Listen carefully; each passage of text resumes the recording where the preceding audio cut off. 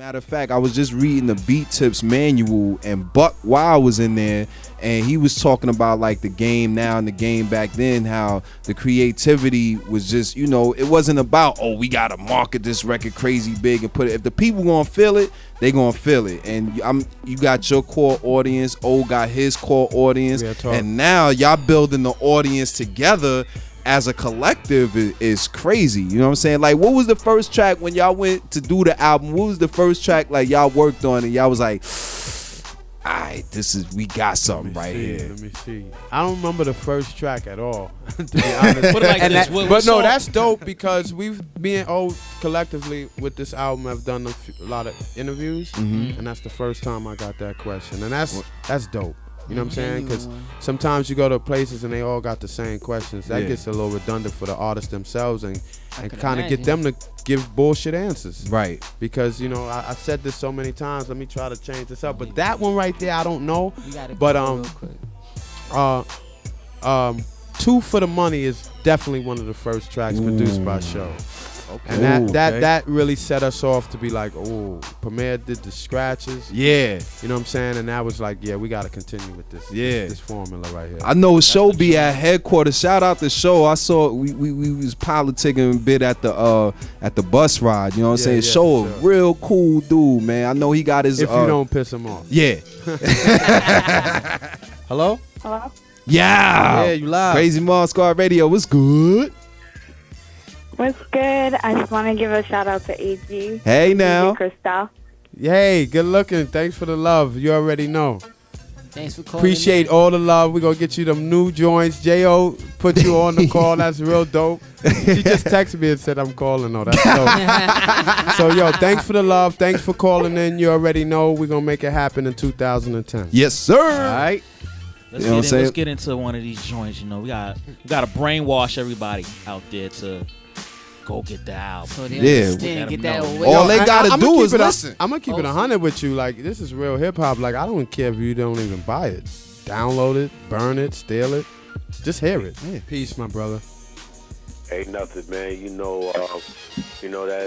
That joint, man. That EP, that Soul Clap EP on the Red Label, man. Before y'all even had Payday, when y'all was doing it out your trunk, man. I was sitting Music Factory.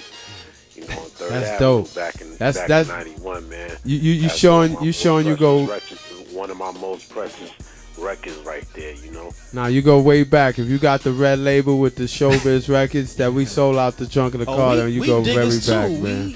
Yeah, man. I used to see all the time, man. The old timers day, man. 23. Nah, that's man. what it is, show man. your guys love, and the first album that y'all dropped, was definitely influential in terms of the kind of music I try to make. The main show is definitely one of the pioneers in terms of changing the landscape in terms of how hip-hop sounded from the James Brown samples, you know what I mean, in terms of using new drums. The whole Digging in the Crates, man, y'all legendary.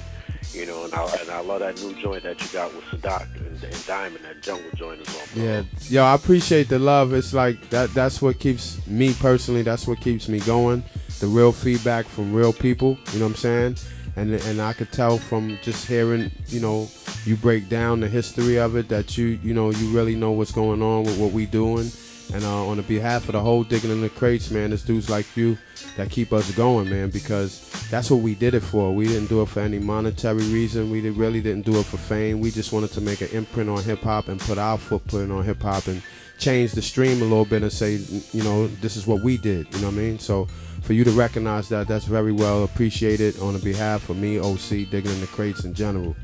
Yeah, man, love y'all dudes to death, man. Y'all keep doing it. No, I appreciate it. And as long as it come like that, I'm going to keep doing it. Yo, when you listen to beats, because I like to always, as a producer, like when you listen to the beats, like what makes a certain joint like jump out at you and be like, oh, okay, I'm going to write to this, or not write, because I seen how you do in the studio.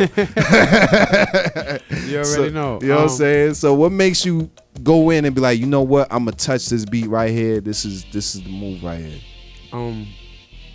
It's never the same. I know that. It's never like, it always changes. I just have to feel the beat within 5 seconds. That's just my formula. I've stuck with it this long. I won't change it.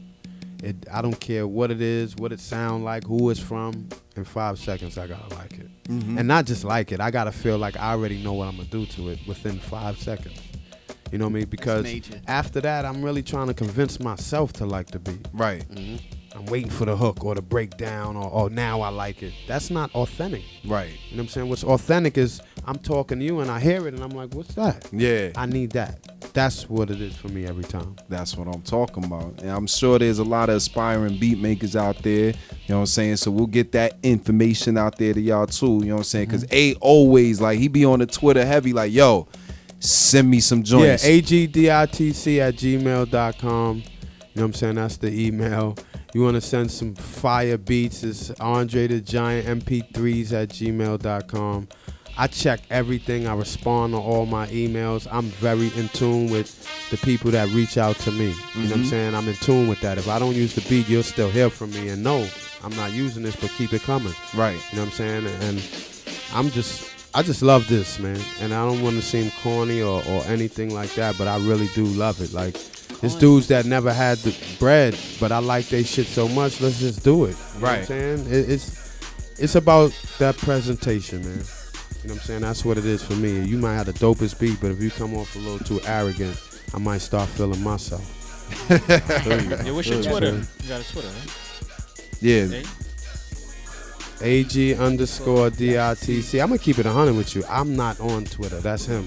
Okay. I mean, but I know. But you see, he's with me. So if he of course. responded I to see, Twitter, some like, shit that I know. So Yeah. I gotta keep it 100, man. There's no facade in me whatsoever, man. And that's you what know, I'm in talking about. today, you gotta be in everything. Like even if, like you said, I really don't think.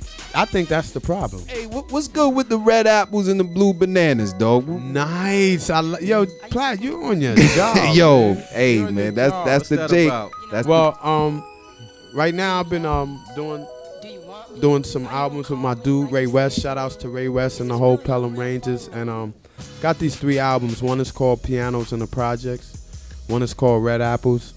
Other one is called Blue Bananas. And it's totally nothing like you heard AG on. Like it's like my alter ego. You know what I'm saying? Nice. But it's good music. Yeah. But I'm not rhyming in the traditional way. It's not the same type of music you used to hear me over.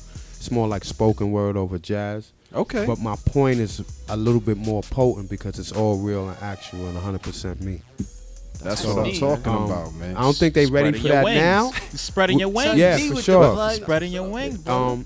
I'm really just trying to evolve into the artist side of myself without any of the steroids. You know what I'm saying? Like, a lot of dudes right now on hip hop is really like their careers is on steroids to me. Like, if you take away a lot of the things that's put along with the artist, they wouldn't really be that dope. You know what I'm saying? As far as their marketing, their promotion, and that's back to the Twitter thing I was telling you. Yeah.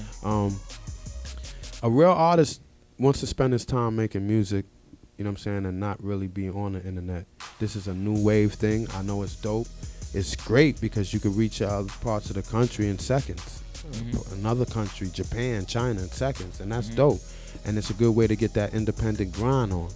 But for artists like myself who've been here for 20 years already, I really want to stay away from it. But I have the right people in the right place that represent it. I do have a Twitter. I do have a Facebook. Yeah, I know a lot of have people don't like, you know what I'm saying? artists. Is they work so much that they have other people. You handle my Facebook. Da, da, da, da. I know it don't really be them leaving them comments. Sometimes they might with personal Blackberries or whatever. True. But they don't be on it crazy like that. True. But I know as a consumer, as a fan, sometimes them fans want to feel special. Like yeah, if but they my reach out, fans, you know what I'm saying? I ain't on Twitter. Yeah, I know.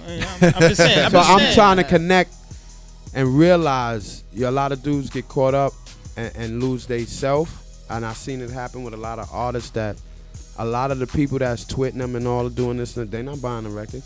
That's They're true. not coming to their shows. It's just they chatting. Yeah. Right. Yeah, right. yeah. I'm past that. If that one fan I can't connect with and I see him at the show or he bought the album, then what is that really doing for me but wasting my time? And I'm not dissing Twitter because I'm on there, you know what I'm saying, all day. But I'd rather go into areas where I know this feedback is coming directly back. Right. You know what I'm saying? That the people that I'm communicating with or reaching out, they're going to be at that next show. You know what I'm saying? They're going to buy that next album. a lot of my people that follow me on Twitter, they just want to know what's going on. Hey, what's up, but it's not materializing into anything worth for me. You know what I mean? So therefore, my man J.O., he does a tremendous job on that. He lets me know everything I'm saying. And what this came up, what you want to say. Right. You might be typing it, but this is my thoughts. Right, yeah. You know what I'm saying? So I'm balancing it out. You know what I'm saying? Yeah. It definitely needed, and I know where you're coming from. It has to happen, especially you don't want to get lost with all this mainstream thing going, and a lot of other teams are going hard body with this. You know what I mean? And it's a great promotional tool. But for that's me, what it is. Yeah, a promotional it's not tool. For me to be there part of 24/7 doing that.